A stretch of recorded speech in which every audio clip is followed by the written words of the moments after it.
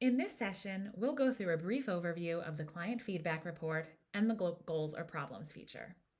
We'll start from the dashboard. First, you'll select the client or patient you want to view. I'm choosing Steve Smith. I'll click the Report button here on the right, and as you can see, that brings up the feedback report. On the left-hand side, starting from the top, you'll see all of the client's demographics. If you're tracking recent life events, you'll also see those on the left. The next drop-down, Reference Norm, is only applicable if you're using the CAMs. I'll demonstrate what that looks like later on. From there, you'll see Report Selector, where you can select the date of the report you would like to view. You'll also see Measurement Protocol, which is a quick shortcut if you want to see this client's protocol. Next is Show Note, which is a shortcut to the full details section of the feedback report. The last item on the bottom left is Edit Response. You would use this if your client completes measures but makes a mistake. You could go in and edit their responses. Back to the top of the report, you'll see alerts. These alerts are specific to the CAMS and Peabody Treatment Progress Battery.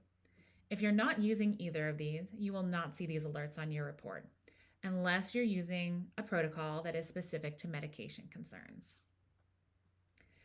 Everything on this report is clickable. You can click items to get more detailed information.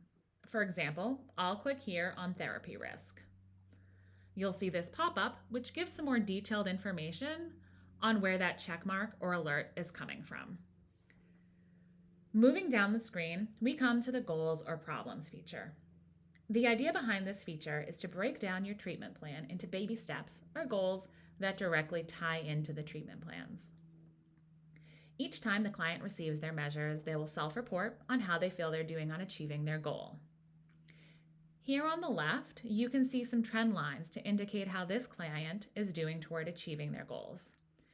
In this case, there were 2 goals being tracked. Control my panic attacks is grayed out, which means we're no longer collecting feedback on that goal.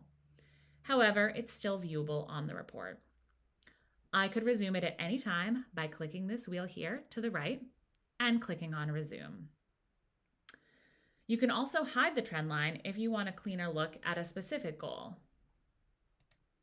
Now we can only see the trend line for the goal that is currently being tracked. Now that you know your way around the feedback report and are familiar with the Goals or Problems feature, we'll dive deeper into the details of the feedback report in the next session.